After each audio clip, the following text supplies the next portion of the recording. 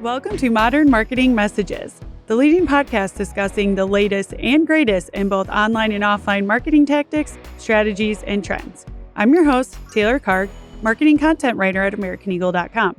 In today's episode, we are discussing the ever-evolving world of search engine optimization with the session recorded at the 2024 AmericanEagle.com forum. Titled Next Gen SEO, where every update is an opportunity, not an obstacle, this conversation is led by Alex and Matt, two SEO experts at AmericanEagle.com. They explore the latest trends, from algorithm updates to AI-driven changes in search behavior and actionable strategies to help your business stay ahead of the curve. Get ready to discover how to turn SEO challenges into opportunities. Let's dive in. My name is Matt Kirtley. I'm on the SEO team here. I work with Alex. We're both team leads. I mainly do enterprise projects, and I'll let Alex speak for himself. Yeah, my name's Alex Kravanik on the enterprise team, SEO team lead. Been here about 9 months. Previously worked for Nike and Apple. So super excited to present today. Yeah, so SEO has been a big topic lately. We're going to talk through things that have been changing this year. Of course, we're going to talk about AI, but we're going to save that for last since I think that we'll get the most questions about it. The quick review of what happened this year in Google, if we just look at it from the normal search perspective, not the AI perspective, will be pretty standard, I think. There's some updates throughout the year. We had some algorithm updates back in March. The thing that was different about them was that they rolled together their core update, which is just kind of all their main ranking factors, and they put it with their spam update. And this took actually like a month and a half to roll out. So you would have seen a lot of changes earlier in this year. But the things that they were really focused on were, I think, going to get ready for the flood of AI content that was coming. So they didn't ban AI content, but they were trying to get ready for what they called scaled content. Because if you hired 1,000 people to do it for you, that still, like, we didn't use AI, but you were still getting kind of churning it out. So they wanted a way to address that.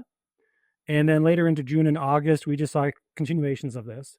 So there wasn't a particular thing that Google really started to reward or penalize, but they were trying to push the continuation of what we've been seeing for the last few years, which is helpful content updates, human-focused content, and they really are trying to make it so you can't game the system. They don't want there to be one little trick you can do, and then suddenly you get to be number one.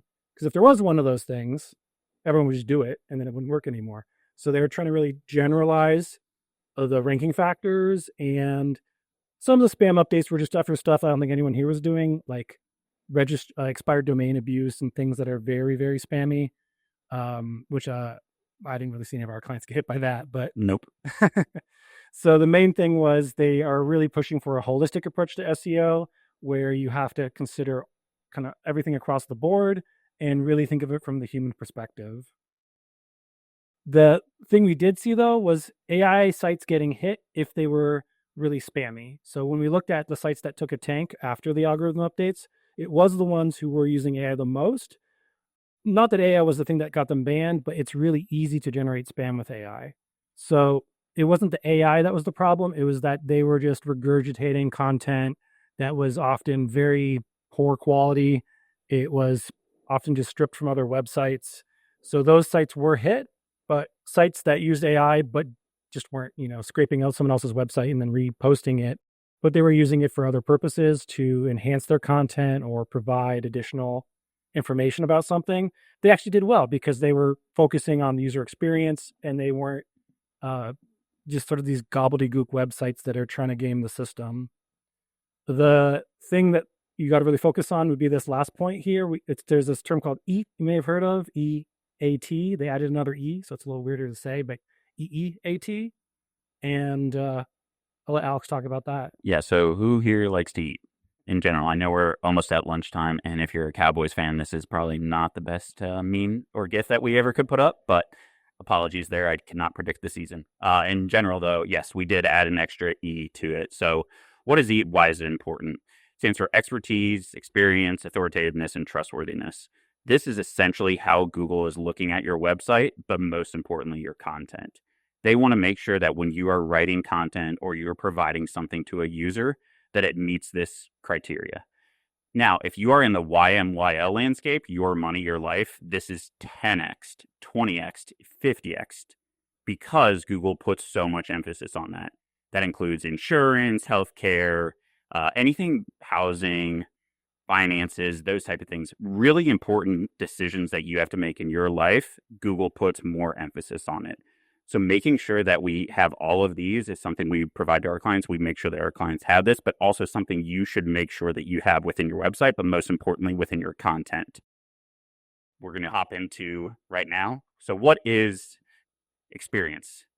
Right here, we pulled this up from the points guy. So doing something personally, this person went on a trip, showed their itinerary, showed where they spent money, showed where they actually gained points, and so on and so forth. So making sure that we have that experience, or showing to Google and the users that, hey, we have done this. Kind of putting the I into context is something that is super, super important for Google. It's going to help not only with SERP features, because people will ask a lot of questions, and a lot of the time that will come up within the content from a writer, but it's also going to show that, hey, we've done this before. We know what we're talking about. Here's the information for you. So making sure that we have someone writing or discussing any experience topics or anything like that can be very, very helpful. This was the new E that got added. So it didn't used to have experience on the list. And this is just me speculating. I think they added this because AI doesn't have experience. It can pretend to, you can make it say, hey, write like you know this, but they want more firsthand accounts, personal usages, things that you couldn't really know unless you went there physically, you used it physically. And that's just me guessing, but I think that's what they're trying to get ahead of, is how do we focus on real human content and not this sort of generalized content that AI tends to produce, because it doesn't really know what it's like to do things. Yeah, next one is going to be expertise. So making sure when we're writing content, we have someone that is an expert in the field, or at least has the knowledge within there. So a director of surgery, or director of this, or a VP of that, or whatnot. Me writing about how to do neurosurgery is not going to do anything for you. Having a director or a VP of it is going to add that credibility, especially when, and we'll get to this within the authoritativeness here in a second, is going to be making sure that they write a lot of articles, making sure that they have that backing. Maybe they've been on Good Morning America or CNN or so on and so forth before. So making sure whoever is writing this and we are providing that expertise out is something that is crucial to articles, because this adds into the fact that, hey, we're providing this information because this person went to Harvard and now is the VP of this or XYZ. So we have to make sure that within any article that we're writing, we have that, but also within the website in general. Calling that out is going to be a huge thing. Internally linking to any sort of author bios, those type of things, is going to be very productive for you. Yeah, there's a thing Google builds up about people, websites, businesses called the knowledge graph entity. So it's understanding of what a thing is and how it relates to other things. And it will be building these up about authors. So if an author doesn't really have an online presence, where it's explaining like who else have they written for, what else do they write about, what are their credentials, where they go to school. If that's not online, then get it online, because Google is looking for that data and correlating it to other things. So you can look up, if you ever looked someone up and you get like a special little result on the side, it's called a knowledge panel. That is not like a single website. It's often sourced from things like Wikipedia or other data sources. That's kind of how Google's understanding who is somebody and what do they have to do with a field. So if the person's kind of, never published online, even if they're an expert, to Google's eyes, they're not, because they can't really find any evidence that they are. And that leads right into authoritativeness. So making sure that our authors or people that are writing, we have author bios, making sure that we highlight anytime they've written for somewhere else, anytime they've showed up somewhere, anytime they've won an award. A lot of times we work with companies where people have won awards, or it's the best business in this, or a doctor's won this or that. Highlight those, make sure we're linking to those, make sure we're showing off, kind of basically Google saying brag about yourself a little bit here. That is very, very crucial to show that you know what you're talking about. You have that authoritativeness. You know what you're doing because other people are asking for you to speak to them. So making sure we highlight this. And this is something where if you think about when you're watching sports or anything like that, most of the time you have someone like an A-Rod or a Troy Aikman or someone like that. Someone that's played in the sport before is discussing the sports. They're showing that they're authoritative because they have that experience, expertise, but also because they've been on so many different levels of it. So making sure we highlight those as much as possible, brag about yourself, make sure we link to those, make sure we highlight that. Yeah. And it points to that you can't just like do one thing. It's like, with this approach is beyond just your one website. You can do it on, there's things that you could do on your own site to help with this, especially if you're going across channels, across different websites. there's this SEO advice I gave someone the other day, which they didn't totally enjoy because they're like, well, what's my SEO approach? I was like, write a book and go on a bunch of podcasts because that will start generating the reputation you need and the backlinks you get. Like there'll be all these other technical things that come from it. But if there's nothing interesting to say about you, I can't just stick a keyword in your page and then be, okay, there you go, you're going to rank, because there's a million other sites doing that. But why do you stand out? And so there's been times where my kind of joking advice is like, go start a Twitter fight with somebody. You're like, go, if you're a CEO of a company, go on MSNBC and then get a bunch of articles written about you and then get a bunch of links to your site. Kind of a crazy idea for SEO, but at certain point, certain businesses need to do that to stand out. Did I skip over one of you guys? So bad. There. Yeah, so for trustworthiness here, this is extremely important. And again, in the YMYL, Google has to trust you, users have to trust you. When Google trusts you, obviously it's going to help you out. So making sure that you're essentially accurate and correct with your information, doing case studies on a yearly basis or doing any sort of surveys are super, super helpful for this because it provides the fact that you're reaching out to other people, you're providing information and data that you received as opposed to just an opinion from something. So financial banks, anything like that, you can see here a case study. These just continue to help out because you are providing data that is from someone else, not you. You shouldn't skew it. But in general, just providing that trustworthiness to make sure that when you are saying something, it is actually true is going to be super important as well. But again, most importantly in that YMYL landscape. All right, so real quick here, just a case study. So Red Gold Tomatoes, we launched 30 new blogs within about the last 16 months with them. Why this is important. We're talking about tomatoes here. Obviously, with a name, we have a little bit of a reputation there in the fact that we have some trustworthiness, but launched 30 new blogs. You can see the massive increase in not only active users, but also interactions and impressions. Because content is king right now within Google, the last few updates that Matt has talked about here have been focused around content. So when we hyper-focus around content, we know what we're talking about. We provide that reputation. We can see massive increases on this. And you can see we did 30 in, like I said, about 16 months. It's quality over quantity. We don't need to do 2 new blogs every day. We need to make sure it is quality content. And that's what Google's last algo update just really hinted at, is the fact that you do not have the quality of content, know what you're talking about, hit the EEAT, they are going to deprecate your rankings. Yeah. And it was also, too, going back and updating old content. Yes, you can definitely do that. Yes, old content should be date bumped. So we actually had, let's see, I forget that. Oh, yeah, VSI, one of our clients, they did a date bump from August to September, just 1 month, and doubled their clicks and tripled their impressions on this one article because of a date bump. So date bumps are extremely, extremely important. Making sure that if you have anything that is timely or newsworthy, and or if you have an article about, let's say, a case study or a survey, you're updating that on a yearly cadence. Also, not having any data from 2 more years, so 2 previous years. So we don't want anything from 2021. 2022 is kind of the fringe right now. Anything beyond in that back end, we do not want. Google's not going to like it. It's not up to date. Yeah, you'll lose out to anyone who is writing up-to-date content. So if it's a topic that doesn't really change over time, you can get away with a little bit longer. Yeah, like anything evergreen, yes, you can definitely get away with. But any sort of up-to-date data, you have to make sure we are date bumping as much as possible. Yeah. All right, so what is Google coming up with next? They're always changing everything. So kind of our question to them, why do you keep doing this? They don't care. They're not sorry. Okay. They're just like, hey, we're going to wing it. You have to use our Google or you're kind of screwed. So yeah, they don't. All right. They don't tell us why. So kind of a few things to look for in 2025. Matt's obviously going to hit hard on AI here, so I'm not going to infringe on his awesome presentation, but we're going to see AI generated results. Obviously, SERPs are changing. Every time we are clicking in anything, we're seeing different kind of features within there. Also, making sure we understand what zero-click SERPs do and how they can affect us.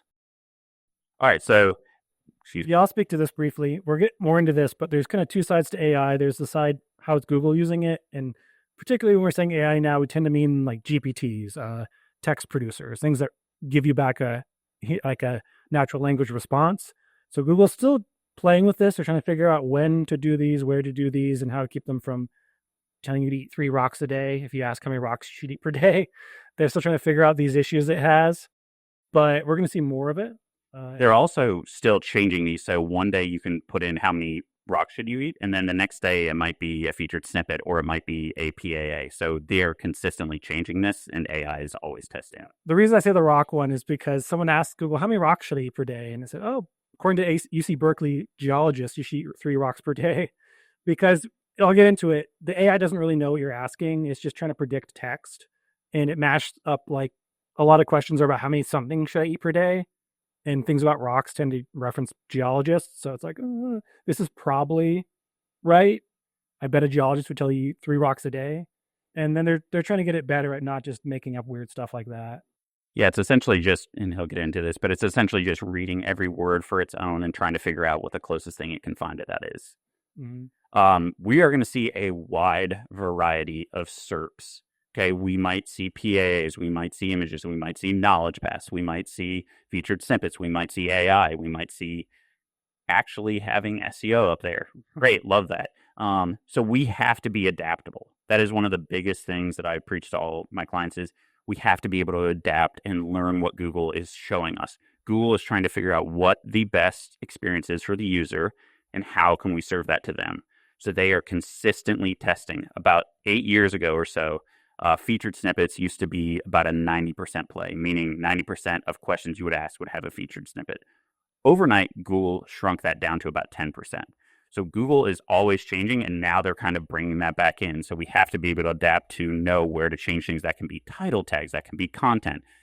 I've even seen it before where you change it from a best credit cards to top credit cards, and within 1 minute, it switched from the number 2 to the featured snippet. So we have to figure out what Google is trying to test, what they're pulling in. We have to figure out those queries and those pages that are important, most important to us, and how we can adapt within Google, and that is going to be crucial in 2025. Yeah. Earlier this year, I spoke about some changes to Google, and one of the things that I was really focusing on was the idea of position ranking has really changed, because if you look up certain keywords now, you could be number 1 organically, like if we just think of those old blue links, but there's 3 sponsored ads at the top, and then there's a 3-pack of local businesses, and there's a people also ask section, and there's a row of images, and then there's the first organic link, which visually it's probably in position 10. 8, 9, 10, yeah. So your CTR is unbelievably less than what it would be in the original one. So you try to figure out, well, how could I be in those other spots? And some cases it's like PPC is the way to go because that's just what's dominating the search result. If Google has these kind of unique experiences it's building out, certain searches will get a very custom layout. Like if it thinks you're shopping, it almost looks like you're in an e-commerce platform. It starts giving you filters on the side and lots of thumbnails, lots of images, and it lets you browse like you're about to buy something. But if you search slightly differently and it doesn't see an e-commerce shopping intention to it, it might switch over to local listings. It could switch over to pulling, like here, it's just giving the example we have up here is it's giving all these little custom blocks of information at the top. So part of the game would be figuring out if that's the kind of search result it's going to be shown. How do you get into it? And the main thing would just be, do you have the data on your site? Do you have the content on your site that Google needs to pull you into those? And if not, probably do that. And this goes across the different platforms. So if it's pulling in videos, do you have videos? If you don't, then you're never going to show up there. If it's Google Maps, then you should focus on Google Maps. It's just knowing like if they're going to pull from their own properties to populate the search result and you don't have anything on that property, then there's just no hope for you to be there. So figuring out which of those matters and do you have what it takes to create the content, get it up there, get it optimized. Last but not least, and this will obviously lead into AI a little bit too, is zero-click SERPs. So essentially when you're asking a question and there is nothing really to click within the SERP, this is going to continue to happen with any sort of question we are starting to ask. Like we just saw in the previous one, there were image packs of how far is the sun from the earth, how marathon.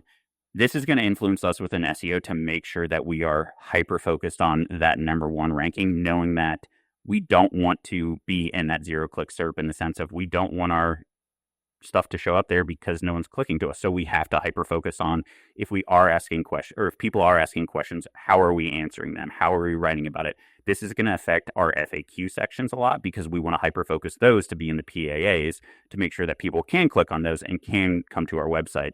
So this is one where we have to address, hey, what are our highest MSV terms? Are they questions? And if they are, how can we make sure that we are ranking in number one, not trying to get in this featured snippet / zero SERP? This is something that Google is continuously testing. It does not come up on, it shouldn't say it doesn't, very minimally does it come up on anything that is not a question. So if you're not asking a question, you shouldn't see a zero-click SERP. That's kind of where the AI is going to come into, and the Google generated AI is going to kind of start to show up within everything. So with all that being said, the most important, and probably everyone is here for it, the AI portion. Yeah, AI portion. This is probably the biggest thing in the industry, every industry right now. The thing for Google is Gemini. So I went through a couple of rebrands. They called it Bard at one point, but Gemini's been what they settled on for their name. And there's kind of two sides to it for me. One is this is the kind of front-facing text generation thing for their AI that's letting you get the search result there where it's talking to you. On the right here, I just included, Google's been doing AI forever. Like if the term AI kind of just means a computer system that analyzes data and then does something with it. So there's all these other systems they've had running for a long time that are trying to understand text, understand the intention of a user, what they're typing in, understand what content to get to them. So you see here like RankBrain and BERT and MUM were all systems Google already had, but they just gave you the search results we already knew. What we're seeing is they kind of got pushed into it because OpenAI was so popular, ChatGPT was getting so popular, Bing was getting a lot of attention because it was the quickest to add on, letting you kind of integrate the large language model ChatGPT responses with search. So Google rushed out Gemini, and they're still figuring out what to do with it. How many of you have been getting Gemini results now that it's rolled out? Have you seen them in search? Have they been good? Do you use, like, that's what I've been seeing. Sometimes they're good, sometimes they're not. Depends on what you're trying to do. So Google's trying to figure that out themselves. So we're just seeing a lot of searches, get them, not get them. They often take the role of a featured snippet where before Google would quote a specific website and give you that, one sentence quote and then link to that site. We're seeing those kind of searches are now getting AI snippets, and they still they might also get the featured snippet too. So you get like AI result, featured snippet, people also ask, and it just keeps adding all these things above the position one search. So I've been thinking about Google AI for a long time, but just now these large language models are so popular. Where I think SEO is really well positioned is it's always been our job to figure out how to get a computer to look at a website and then show it to somebody else.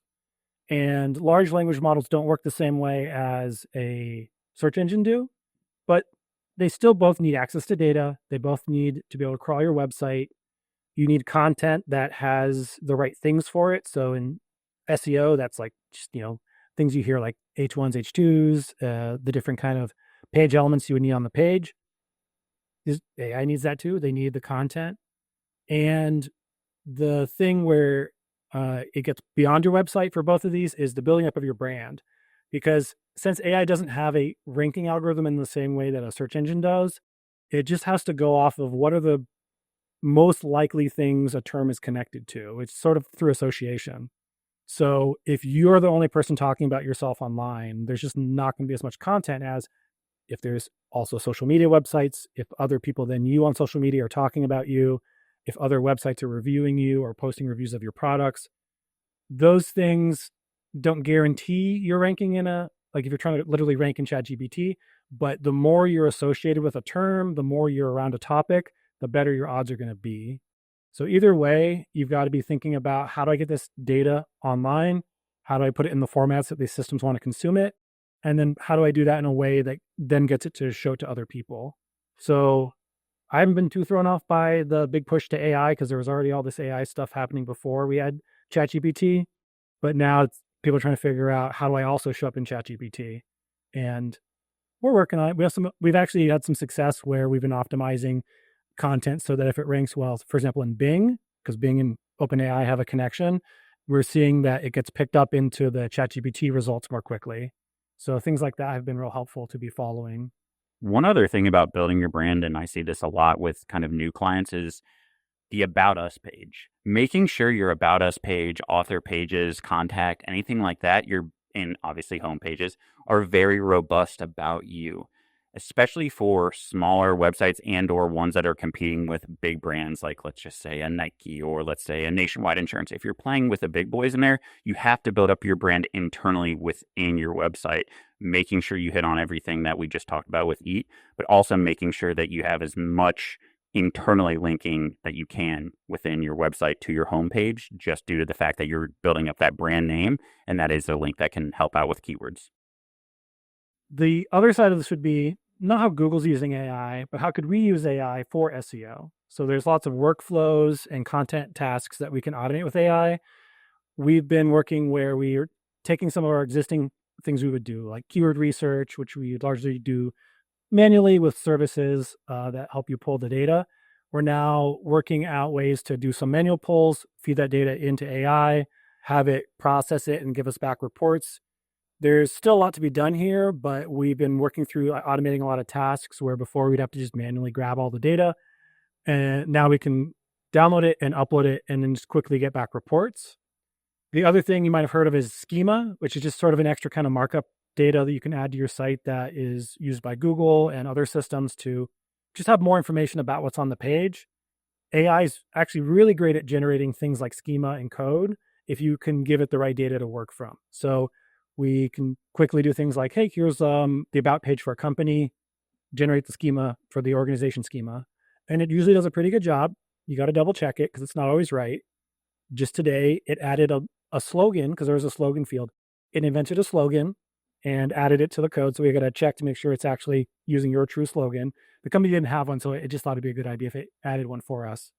So these are the kind of things you got to be careful with for AI, but when you can really control the data you're putting in and you have a process for kind of QAing the data that comes out, it can speed up a lot of this really tedious work where you're just kind of copy pasting a bunch of times. It's great at copy pasting a bunch of times. One quick thing about AI too, and I read this online the other day, but I can't remember when it actually happened. There was a lawyer who used AI for a case, and AI gave him the wrong information. So I always say to clients, if you were on trial, would you prefer AI to generate your case for you or an actual lawyer who went to JD school? So think about that when you are using AI. It is a phenomenal thing, but we have to keep it within its boundaries. Right now, it is barely crawling. I'm going to use a baseball analogy here. If you know baseball, it's barely crawling. It's not at T-ball. It's not at coach pitch. It's not in the minor leagues. It's not even to single A, double A, so on and so forth. So it is barely in its steps right now. Yeah, threw us up here. So this is a picture where someone asked for a picture of salmon in a river. And statistically speaking, most of the images on the internet for salmon look like this.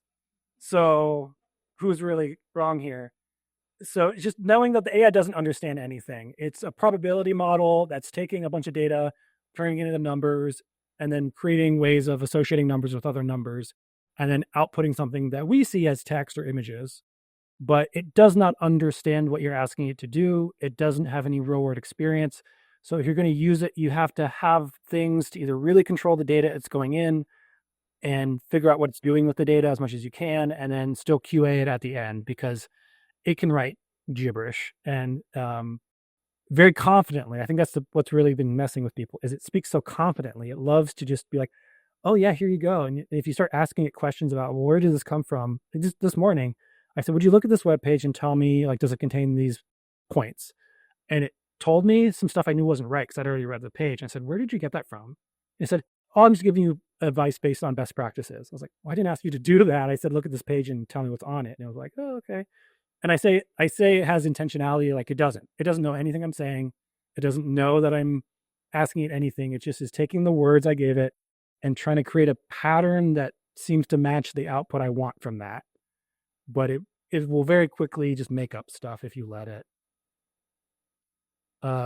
This last thing here, talking about AI and SEO, is just in both cases, you have to think about what's the intention of the user, what's the context the data is going to appear in. So if it's your own content, who are you writing it for? What are you writing about? There can be something that's different as one word can change the meaning. There was a site that we were talking about, the surgeon site we both worked on. where if I typed back surgery, I might get a bunch of information about back surgery, like articles like what is it? But if I write back surgeon, it starts to show me local doctors.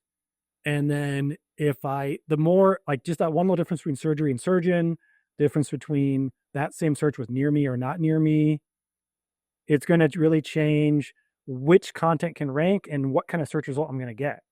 So figuring out what's the intention of the user and how will that get fed through this whole big chain of robots to be produced on a search result or in a large language model. Even something as small as an S, so best credit card versus best credit cards is going to show completely different SERP results. So the most minute and small thing is, like Matt's saying, is going to affect what we see within the queries. Yeah. So this last bit was, if you want to show up in these AI models, if you want to show up in ChatGPT, it's all the same stuff we've been saying for SEO for a long time, but you got to go beyond your own website and you got to think about, there's just this big pool of data it's got to pull from. It's called the internet. And if you don't have a lot of a good presence across the internet, then you're not going to be in the data set that it's using to train the models. So things that would just be part of any holistic marketing process would be like getting brand mentions, getting reviewers, working with influencers, writing up content that gives you topical authority, maybe doing that for other websites. These are all hard to fake, and that's kind of why they make us do it. They don't want something that you can easily make an AI go write all this stuff for you. They want to make there be a barrier so that you have to really produce good content. We're still going to figure out how to make that easier to do with automation and tools, but you got to really think broader than just your website now if you want to get into these, either if you literally want to rank in ChatGPT or if you're just trying to rank in Google. All right, quick recap here. So again, as I mentioned, content is king, making sure that we are going with that EAT model, making sure that we are making everything trustworthy, making sure that we add in all those elements where and when we can is going to help. Also, a lot of this is going to add within your search results because you're probably going to end up having deeper content because someone that is an expert is writing it, means more keywords, more impressions, in theory, more clicks. Fewer more backlinks, people trust you more. Exactly. Your DR goes up. Exactly. Google's always changing. Like I said, we have to be adaptable. That is our biggest thing we need to hyper-focus on. The difference between a featured snippets CTR and the number one is about double. So your click-through rate goes from about 20% to 40 to 50% if you're in a featured snippet or anything like that, knowledge graph, those type of things, making sure we adapt to try to get into those, minus the zero click SERPs. And then, as Matt mentioned, AI can always help SEO, but we have to hold its hand and keep it within the parameters to make sure that we are providing the correct information. Yeah. The last little bit will be a Q&A. We're about to go to lunch, but I just want to let you know, if you need any help with SEO, that's what we're here for. We have things we can do like SEO audits. We have content audits and competitor analysis. These are things we run all the time, but if you have any interest in those, just reach out. That's what our job is. And one last little thing here I got up on screen. If you could scan this QR code or go to this link, this is just the feedback survey for... We were told we can't do Q&A until everyone scans it. Till everyone does. But I'll just leave this up while we do Q&A. But if anyone has any questions, I think we got a mic over there, right? You'll bring it to whoever raises their hand. Any questions? Do you foresee the Google monopoly lawsuit? Do you think that has any impacts on what we're talking about? We were just talking about that in the side room here before we started. We got to see, because even how quickly could that go through? They're going to appeal it. It's going to go on for a while, I would assume. It would be how they split it apart. What are they going to do? Branch search off from paid, make AI its own thing? Like, we just don't know how they're going to break it apart. So if it happens, it will change things, but I don't know, like, how will the fundamental technology change? It would have to be, how do they make the former parts of Google compete with themselves? Yeah, it's going to be decades before anything actually comes to fruition within there, just due to the fact of how important Google is to everyone's everyday lives. No insider information on that, but nothing's going to happen anytime soon. Thanks for listening to Modern Marketing Messages. Check out below for more information about this episode and AmericanEagle.com's digital marketing services. This podcast is brought to you by AmericanEagle.com Studios. I'm Taylor Karg, and we'll be back with another Modern Marketing Message.